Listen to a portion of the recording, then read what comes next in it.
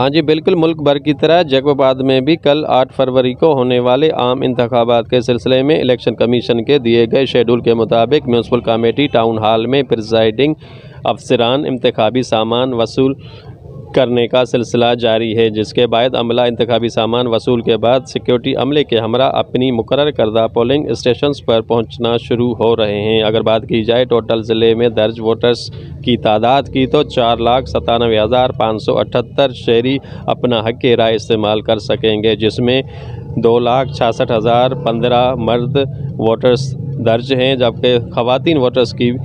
तादाद की बात की जाए तो 2,31,563 बताई गई है, जबकि इलेक्शन कमीशन के मुताबिक 434 पोलिंग स्टेशंस कायम किए गए हैं। अगर बात की जाए इंतखाबात में सिक्योरिटी प्लान की तो पुलिस की जानिब से जारी करदा सिक्योरिटी प्लान के मुताबिक 4,000 से ज़ायद पुलिस अफसरान व जवान ड्यूटी सर अंजाम देंगे, जबकि आर्मी के 500 जवान, उसके साथ ही सिंध रेंजर्स के 114 अफसरान व जवान भी इलेक्शन ड्यूटी पर फ़राइज़ सर अंजाम देंगे, जबकि 107 पोलिंग स्टेशंस इंतहाई हसास और 194